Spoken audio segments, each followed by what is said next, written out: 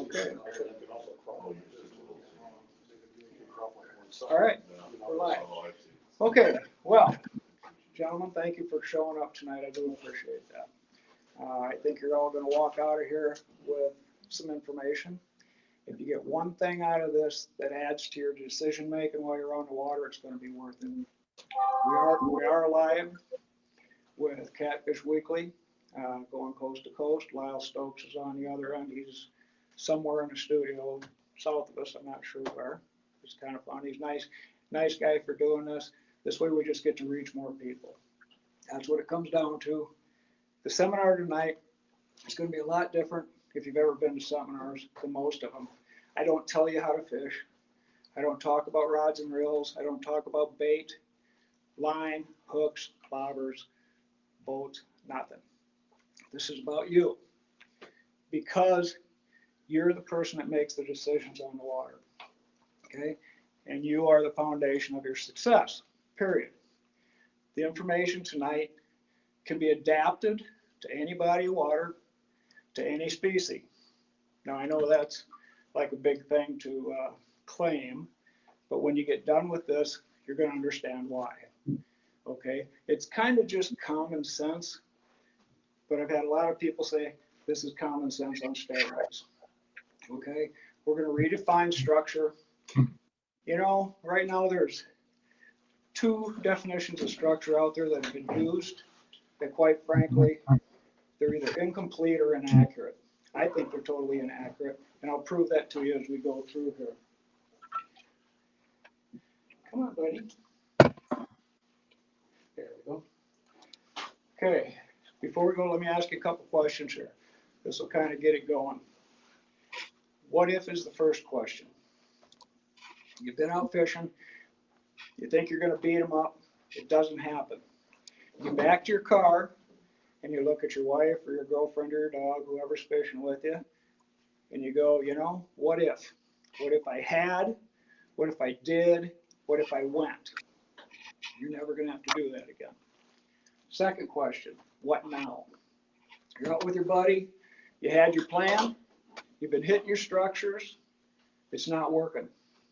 You look at your buddy and you go, what now? What are we supposed to do now? You got any ideas? I know you guys have done it. I've done it. The problem with it is that to me, tells me I did something wrong. The nice thing about this information, if you follow any of it at all, which is your choice, you can do all of it, some of it, none of it, okay? But if you follow it all, at the end of the day, even if you didn't catch a fish, you can say, I did it right. And quite honestly, that's part of enjoying the fishing experience, right? I did it right, I did my thing. You can't control the fish. You just can't. And then what about prep time? Again, you're the foundation. Did you do some prep time? By that I mean, did you call Game Fish and Park? Did you talk to your buddies? Did you check it out on Facebook? Have you picked a species of fish? Are you after flats? You after channels? You after blues? Whichever, you have to pick. You want a trophy fish? You want fryers? You got to pick a body of water that's going to do that for you. The problem I see with people I talk to a lot, not a lot of experienced people, but a lot of new people, they see the big pictures, you know, the big fish over the shoulders on Facebook, and they go down to the local pond and all they catch is half-pound fish. They don't understand that all the bodies of water don't have it. If you want a 30-pound fish, you have to go somewhere where there's a population that's fishable, okay? Unless you want your fishing experience just to go south on you. You got to prep. You just do. And you can pre-fish. I do a lot of pre-fishing in my driveway. I get my paper maps. I got my electronic charts. I check out the weather conditions ahead of time. I get my information. Are they on the north side of the lake, the south side of the lake, deep, shallow, whatever? And I pick my structures before I leave the driveway. Okay? You'd be surprised how accurate you can hit it. Pretty amazing. Okay. You are the foundation, right? We've already done that again. That's what we're talking about. But this is forgotten a lot of times. And I'm going to give you a real solid example of what happens when you put your faith in something else, like equipment. Okay, I was up at Lake Vermilion, northern Minnesota, about 4 years ago. We're at a resort. I'd never been there before. Okay, so I hired a guide for the first morning to take me out, take me muskie fishing. Not that I planned on catching a muskie, but just I wanted him to show me the water because I'd never been there. And he had on his boat, brand new $4,000 sonar unit, you know, live scope, all this stuff. And you're real proud of it. Quite honestly, it was really cool. And I do like my electronics. However, we're always told this will find fish for you.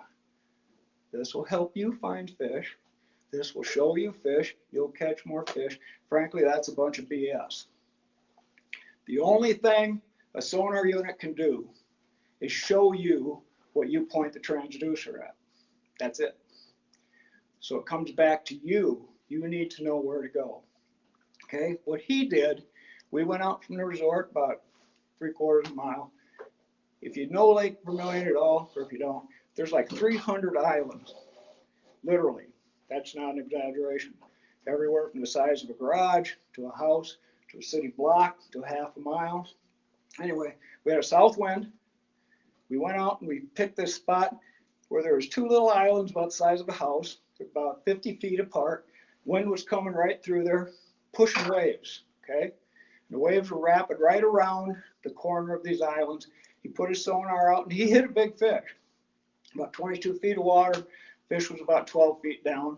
And my daughter was with us and he said, okay, I want you to cast 2 o'clock, about 50 feet. Don't reel till I tell you to. She hit it. She's a good fisherman. She hit it. He's going, now, no, now, reel. And we could see that thing sinking. And she started reeling. Fish turned, went at it. We looked at her. And we thought, geez, she's going to get hit. It looked like they collided, right? He must have just bumped it or something. But anyway, nothing. So we left there. Now here's where this guy screwed up. He's a guide, professional guide in northern Minnesota. We went to bays. We went to weed beds. We went to reefs. We went to points. And he's scanning everything. We never saw a big fish. Huge mistake. He was trusting his electronics to find fish. First place we stopped, 2 islands, wind pushing in the shoulders of the islands. He never went back to the islands. There's 300 islands on that lake, literally like 340 islands. He's trusting this equipment to find fish. First place he stops, he finds a fish that's probably 20 pounds plus. He doesn't go back to the islands. Bad decision, right? Okay. Trusting the wrong thing. You need to understand the species you're fishing for. Every species has a couple of things, a couple of characteristics. They have a forage that they prefer, and they prefer elements, certain elements for certain species. We'll get more into that. Every body of water has different elements. An element is simply something that affects that body of water for that day. Could be a row of wing dikes on the Missouri River, you know, a line of 8 or 10 of them. It could be docks on a lake. Some lakes don't have docks. It could be riprap, it could be weed beds, whatever. Whatever's on there, wind, sun, temperature, water clarity, an element is simply something that affects the water, okay? And fish prefer certain one species. You need to understand why some structure consistently holds fish and some structure doesn't. And this is the key. It costs money, it takes time to go out and go fishing. I mean, it just does. That's the way it is. I don't like wasting time. I want 4 or 5 good structures. And if I have that, that will last me all day. And the reason I can say all day is because in the morning, the fish will be on a certain element, a certain structure. You fish those 4, you come back around for the afternoon shoot, basically. The fish, if they weren't there in the morning, may be there in the afternoon. If you can't catch them on those structures, high-powered structures, the fish probably just aren't biting. There's nothing you can do about it.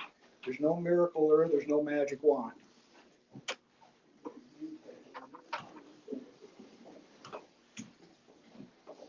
Okay. By the end of this, you'll understand it. You notice how all this stuff is controlled by you? I mean, that's just the way it is. All of this is you. It's not equipment. There's one absolute in fishing. One. If the fish can't find or locate your hook, bait, or lure, you not only will not get bit, you cannot get bit. And fishing is a numbers game. People don't think of it that way, and they should. There's things you can't control. Some days fish are biting good. I mean, you can throw a rock at them and they'll hit it. Some days you can try everything in the world and they won't. So here's where the numbers come in. We'll just say, because of the situation, 1 out of 10 fish can be coaxed to take a hit, right? To give you a hit. Well, so if you present to 10 fish, you might have a shot at 1. If you present to 20 fish, maybe a shot at 2. So the thing is, you need to present to fish. Don't focus on catching fish. And that's what people do. They gotta catch him, gotta catch him. Don't worry about it. Worry about presenting to fish. If you present to 10 fish in this situation, you're gonna catch one. You present to 100 fish, you're gonna catch potentially 10. If you're worried about catching and not presenting, you just lose your concentration. So just change your train of thought a little bit. Information to have value to you has to make sense. And it has to have a function. It has to allow you to do something, okay? In the this is where we're going to redefine structure real quick. In the 1950s, there's a freshwater angler that was asked by a news reporter, what is structure? And he said, well, if it's attached to the bottom, connected to the bottom, that's structure. Well, I don't buy it. In the 1960s, there's a saltwater angler asked the same question. He said, no. He said, if it's a change in the bottom, that's structure. Okay, again, both of those are incomplete or inaccurate. That's all there is to it. There's a few definitions in the dictionaries that if you look it up, you'll find that structure, just structure, is the relationship or the connection of pieces and parts to build something. And I'll give you a real quick example. Take a house. You know, if you walk up to a house is a structure. This building is a structure, right? It has rooms, it has walls, it has doors, it has a roof, it has floors, it has windows. Okay, it has pieces and parts. It is a structure. Structures are not limited by size or content. And here's where we start getting into the quality of structure in the water. You can have a structure that is as big as this room. You can have a structure made up of certain elements that might be 1.5 miles long. I find that a lot on the Missouri River. You got 2 great big dikes coming out, you know, points coming out. You got a river channel button up onto all of them. You got some standing timber, flooded timber in the middle. Might be 2 miles long, but that's a structure. Those are elements that are connected together. You don't know where the fish are, but they'll travel all the areas of that. They'll hang in the trees, they'll hit the points, they'll hit the channel. Okay, that's a structure. So we're going to go into this. I could ask you what they are, but that'd be kind of stupid. This on the one side is a rock, got it out of my garden. This is a stick, I found it in my backyard. According to their definitions, if that's laying on the bottom of the river or the bottom of the lake, that's a structure. Does that make any sense to a fisherman? Is it going to serve a purpose to you? Does it even have the capability to hold a fish? No. Okay. All structures are this way. This is where we get into what is a good structure. What can hold fish consistently? It's not going to be this or that. So as we went through, so if this isn't a structure, what is a structure? It's kind of like the house. It's elements in the body of water that are put together to create something where you have connection. Okay, now an element again is just something in the water. You're going to have to figure out what your species wants, and we'll get into that a little more. Okay. Facts about structures. A structure is the combination or relationship of elements in a body of water that has the capability to concentrate and hold fish. Now that makes sense for an angler, I believe, doesn't it? Okay, and it changes by the species. It changes for every body of water because every body of water has different elements involved. You have to know that when you go there. Some have docks, some don't. You know, some have riprap, some don't. Some have points, some don't. Some have old road beds, some don't. You might have had wind for the last 3 days. Maybe there's no wind. If you had wind, maybe you'd be looking at what direction you want to head, you know? All structures are not created equal. You gotta have 3 to 4 to 5 high-powered elements in a structure. And we're going to get into that. All the structures are not created equal at all.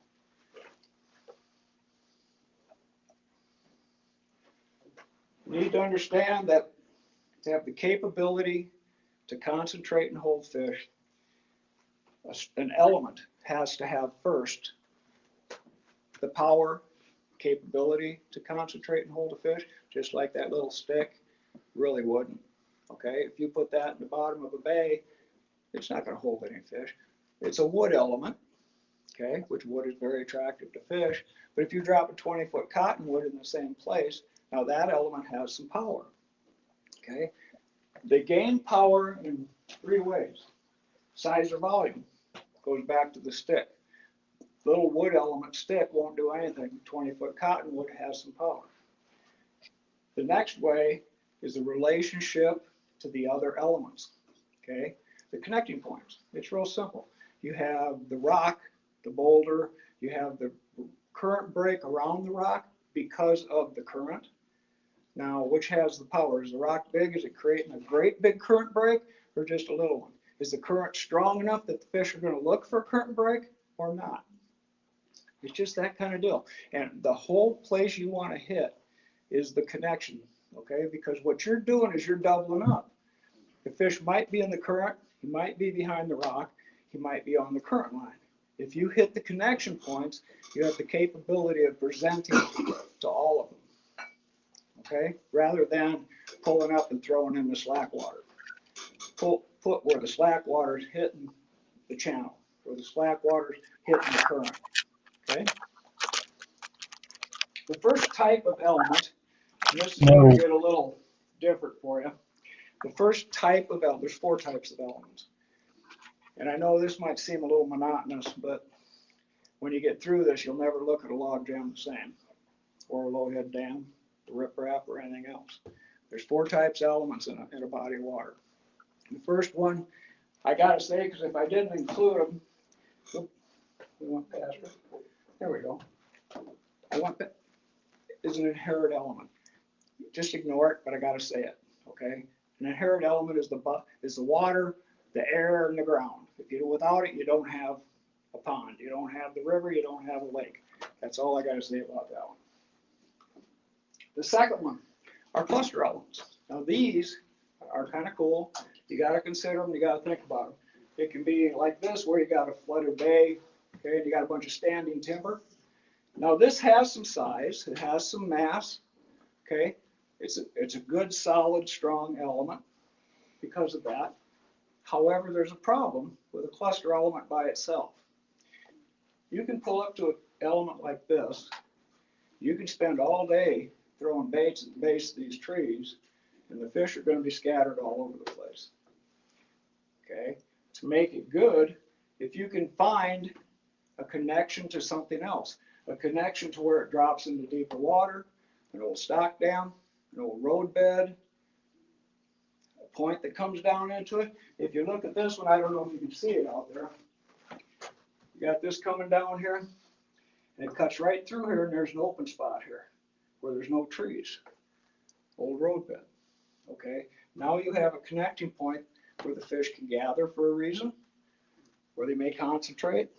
Otherwise, you're going to be throwing 300, casts at 300 trees, and you might hit 5 fish. You hit that connection point, and all those 5 fish might be sitting there. The next one's a common element.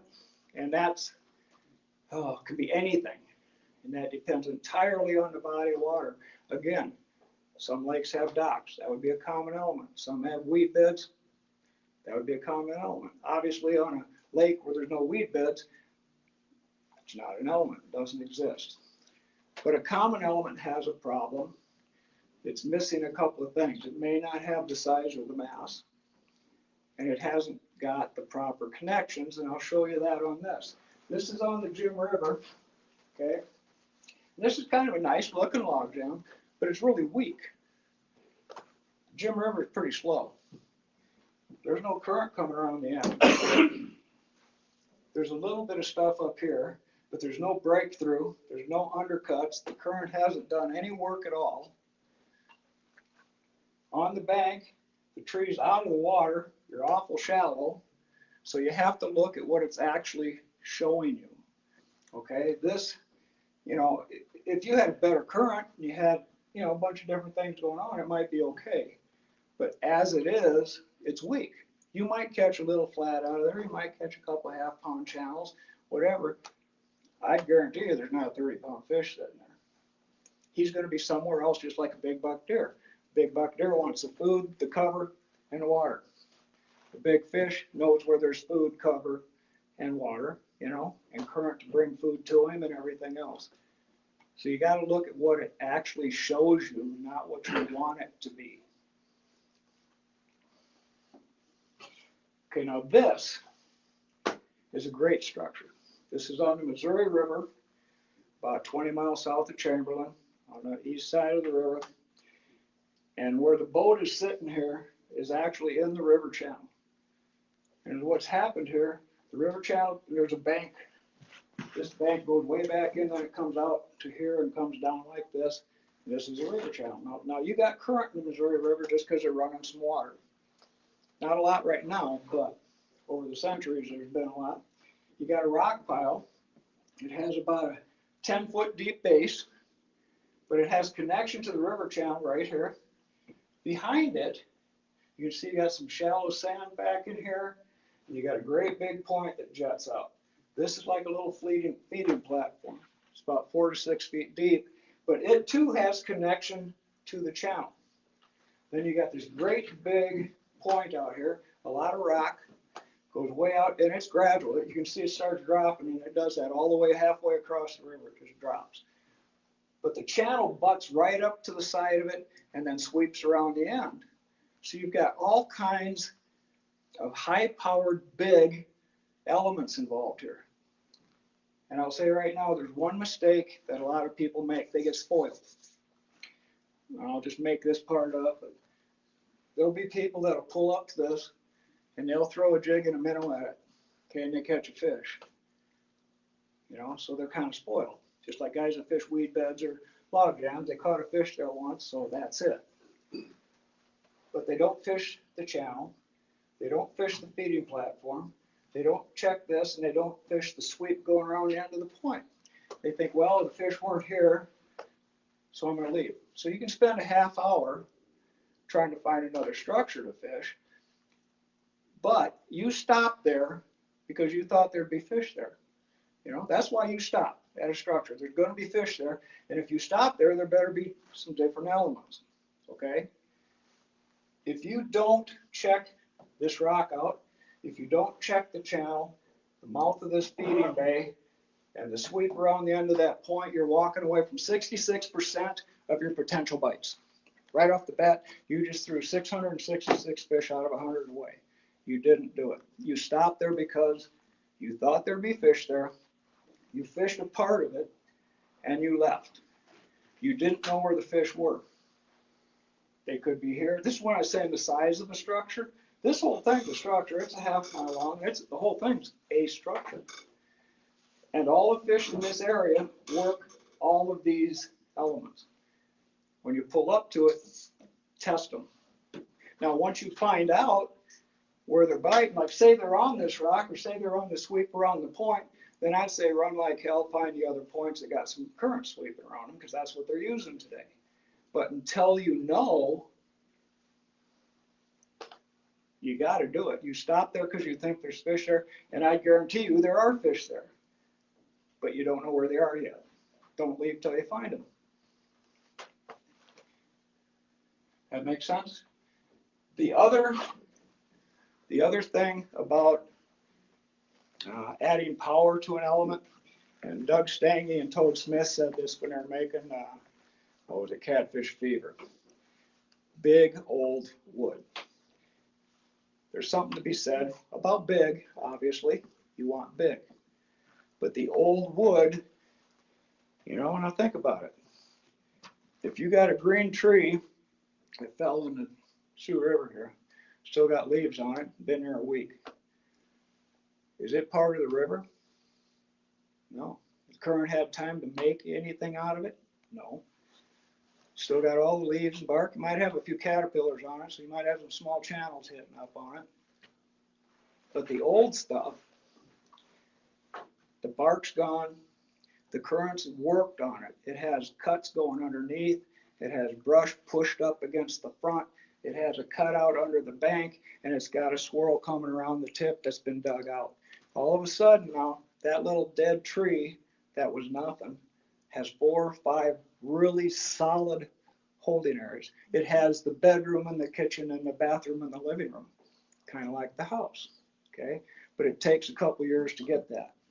A fresh tree does not have that. And yeah, you might, I mean, you can catch a 50-pound flathead off a dock with a night crawler, but I wouldn't bet money on you. You know, you've got to do it right. You really do. And a lot of people just don't think about it. This is where it's common sense. I mean, it really is. It's not magic. And it's really weird because nobody's told people this, and it just frustrates the heck out of me. The only reason I know this is because, well, back around the turn of the century, and I hate saying it that way, but that's what it was.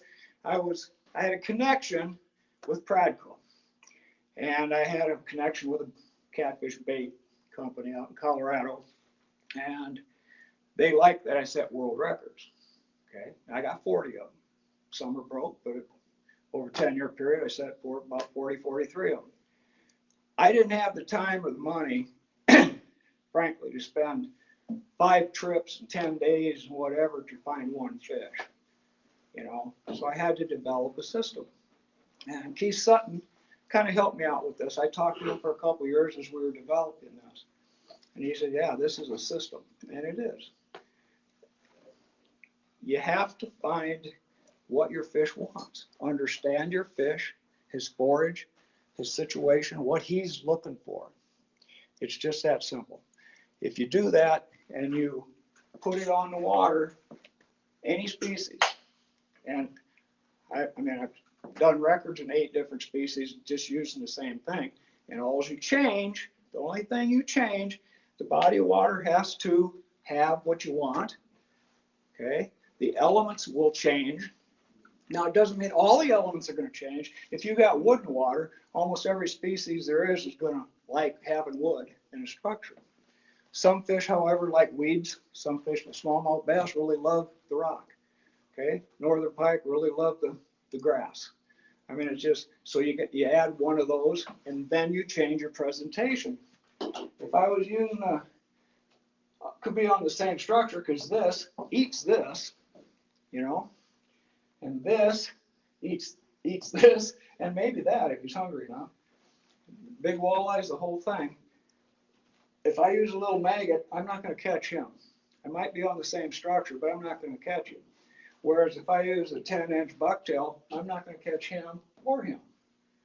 Or him. Maybe him. If I'm using cut bait, I'm not catching anybody but him. See what I mean? So you can pick your structure, you pick your presentation, you can target literally the species. And you can target the size. The stronger the structure, the better chance of a bigger fish. That's just the way it is. If you pull up to a log jam and you're getting a lot of little fish pecking at you, you're catching little 1/2-pound channel cats, a 2-pound flathead. If you're looking for 20-pound fish, leave. Because if there's a 20-pound fish there, those little fish would not be there in numbers. There might be one, but there's not going to be a 6 of them. He'll either eat them or he'll chase them out. That's just the way it is. Just you take a 5x5 whitetail and you put him up against a forkhorn. He's not going to let that little buck sit there. He just isn't. It's territory. It's nature. It's the way it is. Okay, we're going to cover here's what I'm going to do here. This is a multi-species thing, so I'm going to cover just a couple of elements that the species like. And the last one is a flathead. And if it's okay with you guys, I want to go into a little bit of detail about the flathead, because there's some things about flatheads that set them completely apart. And if you know them, you can track them. That's just the way it is. And you're going to notice that a lot of the elements are the same. That's just because that's the way it works, right? Walleye is wind blowing points. I'm going to tell you a secret about wind. Wind takes 2 to 3 days to make a difference. Okay, if it was blowing out of the north yesterday, southeast today, west tomorrow, don't pay any attention to the wind, because it's not going to do you any good. Because what wind does for the fishermen, it pushes plankton, it stirs up the shoreline, which all of that pushes all the bait fish over, but it takes 24 hours for that to happen. Okay, so if you're going to play the wind, look at your weather 2 days prior. If you're going Saturday, I'd start checking the wind Wednesday, Thursday, Friday. If you get 3 days or 2 days of 30-mile-an-hour wind out of the north, I'd seriously start looking at structures on the south end. But if it's been a half a day, I'm not going to pay any attention to it. It doesn't matter. It hasn't moved the fish. Then I might go back, where was the wind 2 days ago? Well, they had 3 days of 50, 40-mile-an-hour wind heading east. I'm going to go over there. Just because all of that stuff that moved is still there. It doesn't just, the wind shift and all of that just run over to the other side of the lake. It takes a couple days, So think about that. But the wind's major. It plays a role, and people don't pay enough attention to it, especially on lakes. It creates current. Now on a river, I don't really play wind on a river, because the current takes care of all that. It's moving the bait fish, it's moving the food, all of that, okay? And that's what the wind does, though. It creates a current in a quiet body of water. But you just have to follow it around a little bit. You're going to find out also, a lot of these are going to be the same elements for a lot of fish, just because that's what it is. Rocks, wind, water depth, channels, docks, edges, weeds, northern pike. Now a little different. Well, we got a muskie on top, northern on the bottom. My preference for the pike and muskies, I like the weed lines in 8 to 10 foot of water. That's all there is to it. Again, wind blowing main lake points. If it's been in the same direction a couple days and you always hit the side of the point the waves are beating on, not the quiet side. A lot of people think, oh, it's nicer to fish over here. Well, and it is nicer to fish on the quiet side, but the fish are going to be on the other side. Main lake humps, same thing. Bay mouths. Now, the bay mouth and what I call the shoulders are a big deal in any body of water.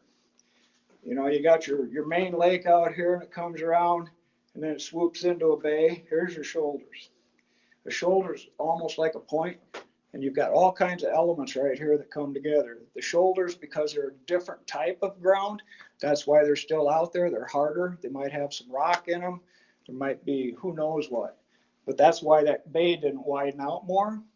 So you're going to have depth changes coming out here and dropping. You're going to have this bay shallowing up. So you got a feeding platform, probably some weed beds. You're going to have structure out on the points.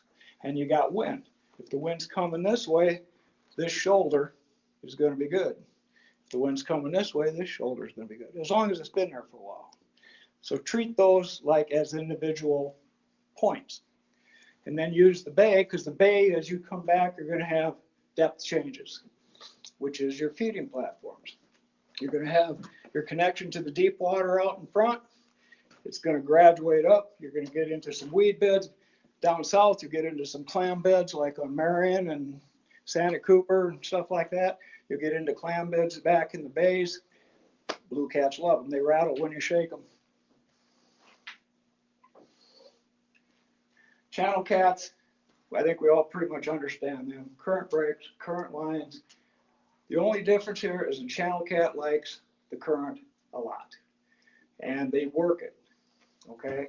So try to hit your current edges really hard. Don't be afraid to be aggressive. I see a lot of people being, well, unaggressive when it comes to fishing. If you're looking for active fish, go to the hot spots. Go where the power is. Like on a low head dam, a lot of people are backing off because there's too much current up in the front. The active fish are going to be right up below the rocks. When you're fishing wing days, I see guys, they walk out on the wing day, then they throw their bait 50 yards south into the deep hole. Well, at times, that's a good thing. But most of the time in that 30-foot deep hole, that's your fish that are resting. They're just staging up, waiting to go feed. I've caught a lot of flatheads below my feet on the rocks of a wing dike. They're up in front where it starts coming around. They're looking for the fish to come around with it. The hole, I'm not saying you can't catch fish in the hole, you can. But I'm just saying that try to always look for the active fish. Try to always be somewhat aggressive. Don't get in trouble, don't get killed, don't get drowned, but be aggressive, because the fish that are feeding, they're being aggressive on any structure, okay? All right, flatheads. Now this, I'm going to take 10 minutes on this one. There's some things about flatheads that people just don't know. One's called the deal period, one's called high sight fidelity. These are not channel cats, they're not blue cats at all. They're completely different. You know, a lot of people say, I'm going catfishing. Well, which one you looking for? You want channels? That's going to be a different bait. Could be a different body of water.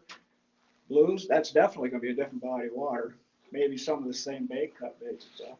Flatheads, definitely a different body of water, different bait, different depths, different structures. When they did research on the Jim River, every fish that was caught over 10 pounds had wood in the structure. Every fish. Okay? Depth doesn't matter on these fish.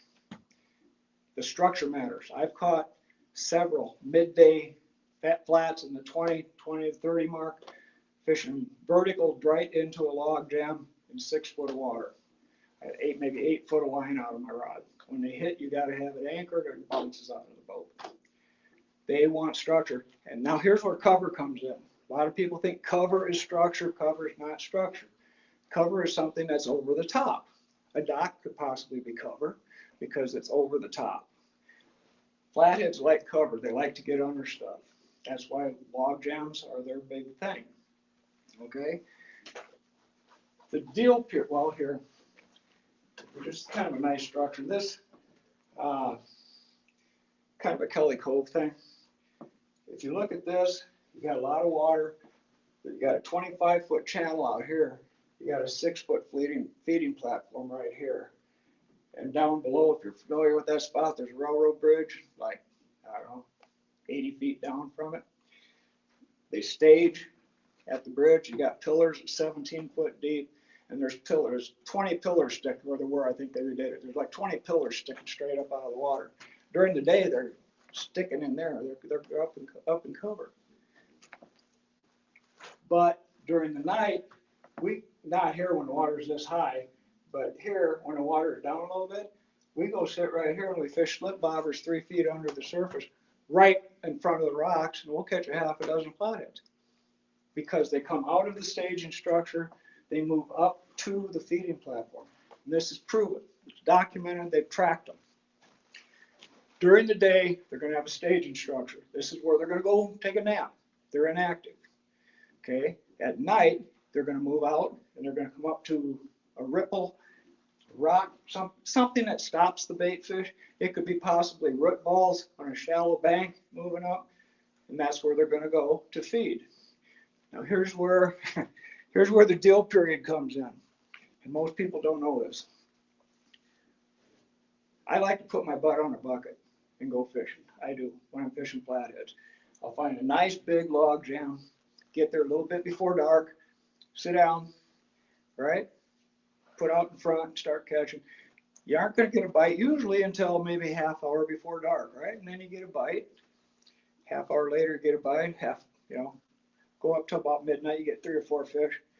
12 o'clock, no bites. 1 o'clock, no bites. 2 o'clock, no bites. You call your buddy down below, you go, what the heck's going on, right? We're going to knock them dead. He's going, yeah, same thing here. They quit biting. They did not quit biting. They left. They came out of the staging structure and they moved up to the feeding platforms. Now, if you know where that is, you can follow them. When that bite slacks off, they can travel up to a half mile in a night to do that. When the bite stops, if you move up to that feeding platform, you'll start catching fish again. But the way the conversation goes, the guy downstream you're talking to says, well, they're going to start biting at sunrise, though. Yep. And they do, right? About 5 o'clock in the morning, boom, you get another bite on the log jam. Well, they're biting again. They never quit biting. They're coming back to the staging structure. They're coming back. When they leave, they leave, And the game department that track these fish, this is cool. This is the big deal. They have radio telemetry tracking on them. They go out at night, sunset, dusk, and they pick these fish up in the log jam and they follow them. And they go up to 3/4 mile out to get to a staging structure. And they come right back to the same, this is the high sight fidelity, kind of like salmon going back to the same creek after 3 years in the ocean. They have a home, okay? They go back to the same log jam, and a lot of those fish were within 3 feet of where they left in the morning, okay? That's a big deal. So you can track them, you can move with them at night, whatever you want to do with it, that's kind of up to you. But we track them. We got places picked out where there's log jams. We'll start out, bite slacks off, at midnight we move. We'll go up and we'll fish the shallow areas, till you start seeing a little bit of sun in the east. We'll go right back to the same log jam and catch them coming back. Not always, no magic wand, but that is how it works. Come on, buddy. There we go. Okay. What certain elements do, real quick. Current positions the fish, pushes the bait into the other fish.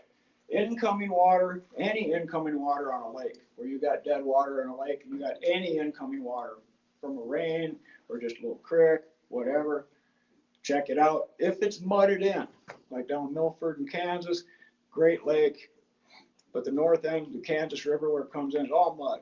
I mean, it's about 1.5 feet deep, right? If that's the case, that current doesn't stop there. It continues into the lake. You might have to back up 200 or 300 yards. If that's the case, just back out until you start hitting 3 or 4 foot of water and start looking for structures. Those fish will sit right at the drop. Blues, channels, flats, all of them, okay? Docks offer cover again. That's pretty species specific, more of a crappie, panfish, bass kind of thing. But I've seen muskies up under a lot of docks too, chasing the crappies and panfish. Feeding platforms. All fish have a feeding platform. They have a place they want to feed. It's because that's where the little fish go. Walleyes will move out of deep water and come up on the points after dark, right? Flatheads will come out of the logs, out of the timber, move up on. They'll move up into 2. My biggest flathead came out of the Sioux River in 2 foot of water, is 52 pounds. When he hit the bait, he threw water. Okay, and that was right at sunset, and it was at a feeding platform that was connected to a bridge and the channel. In fact, we caught 2 fish. Okay, the high sight fidelity. 3 years ago, me and a guy I fished with, we were fishing Klondike. Are familiar with it? They got the old trestle there and the old rock and concrete mortar pillars sitting down there, and those are all washed out underneath. I mean, they're just hanging there because of the steel, basically. We caught a fish out of there, was 48 pounds. Okay, and in an area about as big as that, I suppose. And a year later, 3 days different in time, 3 days earlier, we caught a 49-pound flathead out of there. Same spot, bait was in the exact same spot. The fish had a mark on his side that looked like it was an old bite, same that the other fish had. He came from wherever he was wintering in the spring, he went right back to it. And that's something to know about flatheads too, real quick, and then I'll back up. If you have an area on the body of water that has proven to have flatheads in the past, like you don't know, you know, you go into a new body of water, you don't know where to go, but everybody's telling, yeah, well, up on the north end, a couple of years ago, they were catching flatheads. Or back in Simpson Bay, they were catching flatheads. If they were catching flatheads back there 2 years ago, and the lake hasn't gone dry, there will still be flatheads there. They go back to the same area when they winter, and they leave in the spring to come up out of their wintering holes. If the log jam is still there, they were at the summer before, they'll go back to the same log jam. If it's gone, obviously they have to change, but they will go back to the same spawning areas and staging areas, and they've tracked them for that. So what do I do with all of this that I was just told? Well, you have to follow a couple of the steps. You just do. I mean, if you want to make it work, you can make it work. And you get a lot of satisfaction. I get a huge amount of satisfaction when I pull up someplace and I look at it and I let it tell me what it's got, basically, not ooey ooey, but just looking at it. And I put a bait right here and I put a bait right here and I get hammered, and you can look at it and you go, he was right where he should have been. He was right there, right where he should have been. And it works. What if this doesn't work? All this stuff I just told you. You called the bait shops, you did everything, you got your bait, and it doesn't work. What do? You do the same program, you change depth. Obviously, if you're in mid, I start at mid depth when I approach a body of water, unless I've been told different. If I don't get bites on the structures in mid depth, I go shallow. There's always some fish shallow that are active. Plus, when you get to deep water, as a rule, there aren't a heck of a lot of structures. Most of the structures, the weed beds, the points, are connected to the bank. Remember that the bank is the biggest element, hard element, besides the water, in a body of water. Anything connected to it is just an add-on. That's why people that are out in the boats, they're casting back to shore. You know, and I've always wondered, guys on the shore are always casting out to the boats and whatever, you know. The bank's a good structure, a good element, and that's where most of the good structures are. In lakes too. That's why these guys put Christmas trees by their docks, because the fish are cruising those. Okay? Adjust your depth. And time's up. I'll take questions if you got any. Ask me anything except for a date for my daughter.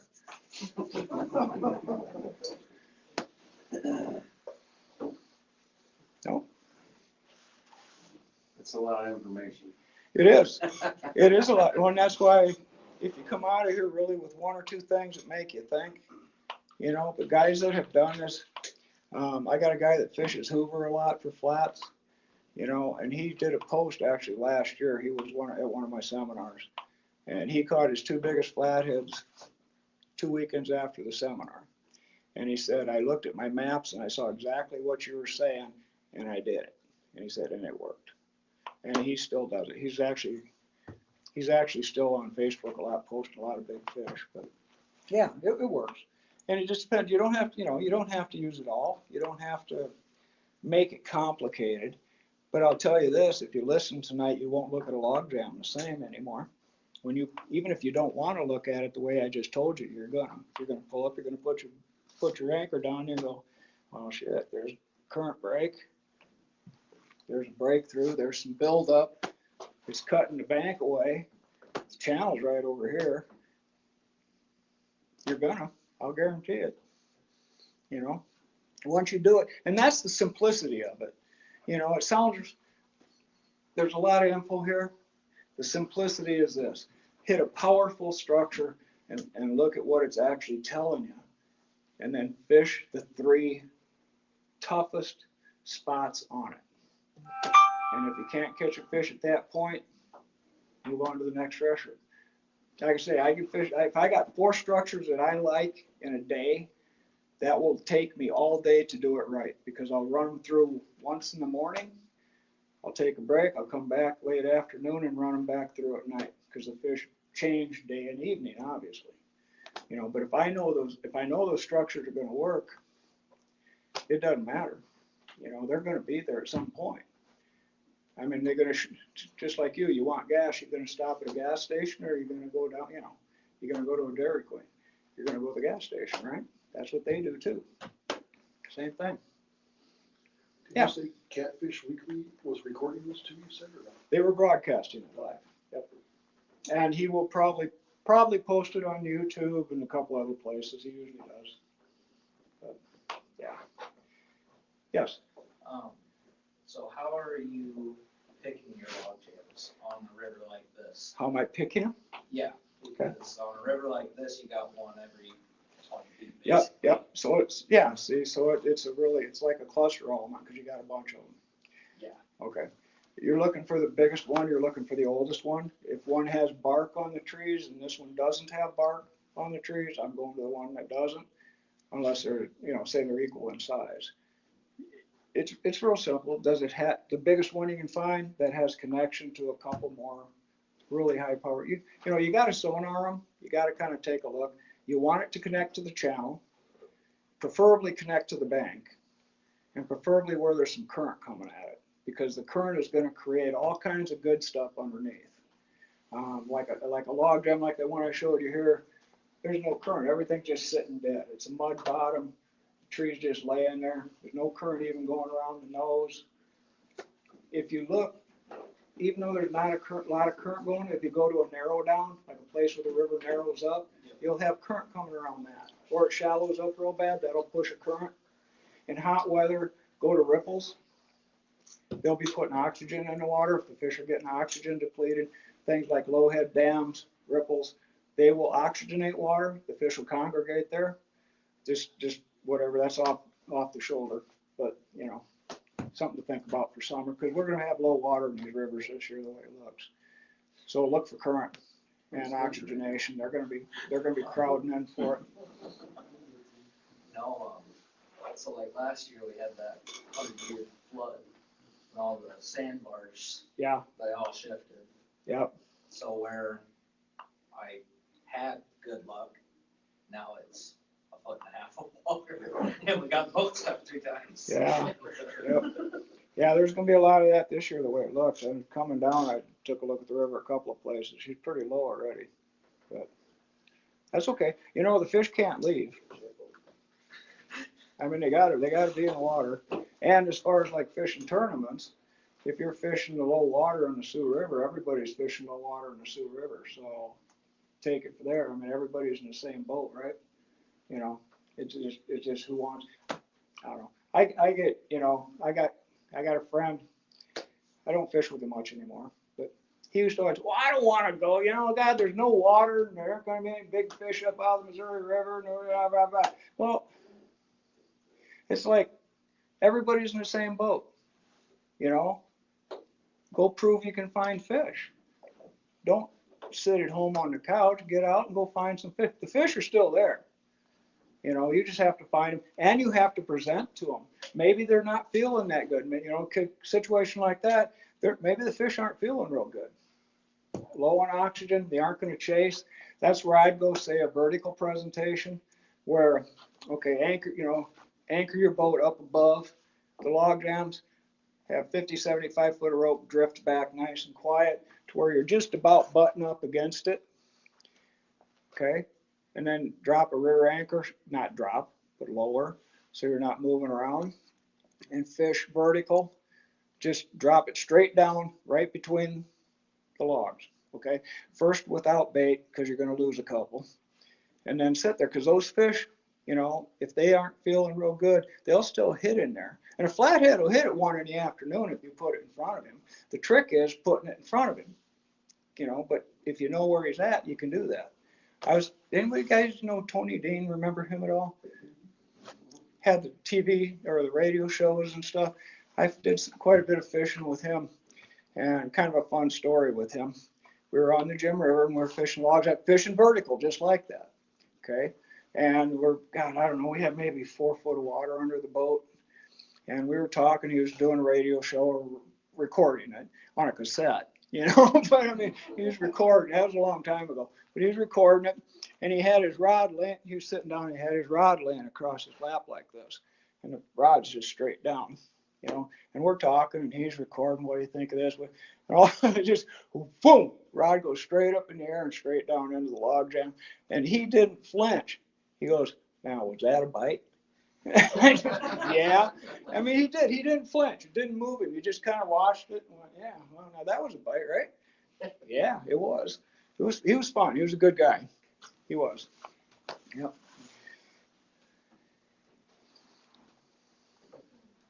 Okay, sure, anything? Nope. On that shallower water, you still just using the same process when it starts getting lower like that? Yes. Just less structure, or maybe not less structure? Just less water, basically. Yeah, well, and you might, yeah, it's less, but if that's the case, that structure is gonna have less, but everything else in the river is gonna be less too. So if it was good to start with, or great to start with, it should still be better than this one over here that was mediocre. You know what I mean? Do the fish ever go upstream or downstream more? Flatheads go usually to feed, they'll usually go about 60% up and 40% down is what they're saying. They know where the stuff is. It's kind of surprising. I mean, if there's a better feeding area down below, downstream, they'll go to it. You can also use that if you got land you can't get on. Like say, I know where there's a couple of pieces where, there's some huge log jams on the outside bends and stuff, and I can't get there because, well, private ground, right? And they don't appreciate me very much. So I just fish right outside their boundary between that and the feeding platform. And I won't catch fish till midnight, but I'll catch 5, 6 flatheads that are coming out of that thing that's a quarter mile away, and they're coming up here to go right over here. And if you really want to get at them, you can wait for them and catch them. They'll come out of there. So they will go up. They'll go down too. But I like going up. I just do. I like going upstream. Just habit, I guess. I think maybe I like going upstream because I used to have boats that didn't run very well. So, well, really, so if you go upstream at least, and something goes wrong, you at least get back the boat around it. Now fortunately I got a boat that works both ways, but you guys have done that, haven't you? Yeah. First round of the year. Yeah, first, you don't know what's gonna happen. Yeah. Do you publish like a list of excuses to give the wife when you're not catching fish all the time and stuff? Do you have any of that available? No, my wife's pretty good about that. Plus a lot of times I take my daughters with me, so my wife can't say shit. I'm just saying that's why I'm not catching fish, Yeah. excuses. Oh, no, she knows. She used to fish a lot with me, and there's no magic wand. It just sometimes, nothing works all the time. There's no absolutes. All you can do is try to, hedge your bet a little bit, that's all. But this stuff does work. It'll find fish for you. It just will. Anybody can catch a big fish anytime. There was a tournament down in Lincoln, Nebraska on Grand Stoke a couple years ago, and there was an older gentleman. I think it was a little kid's grandpa probably, and he had this little flat bottom nothing boat. And honestly, there's a lot of guys kind of teasing about that, This guy went out with his grandson. They came back. He won the damn tournament. Boat doesn't make a difference. He knew where to go. So it's kind of the same thing. Just do your best. And once you find them, stay with them, with the structures. If they're good, I don't tell anybody where the good stuff is. I just don't. You don't have to either.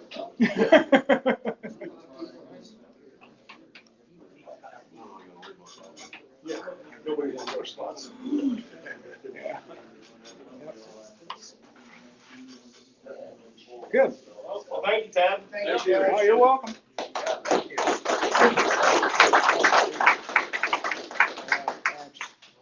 Thank you, guys. I appreciate the opportunity. I like to share. I do quite a bit of it, but I got five seminars this summer, and that's all I'm doing. Tapped out then? Yeah. Well, yeah, but like with the fishing parks up there, I want to do one for them, I'll do three different sizes. Okay.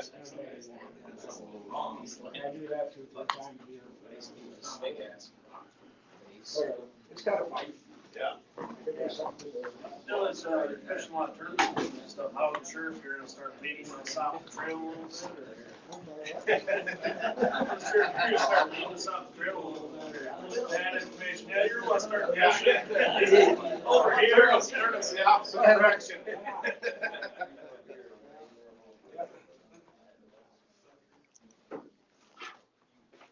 You guys, where you guys going?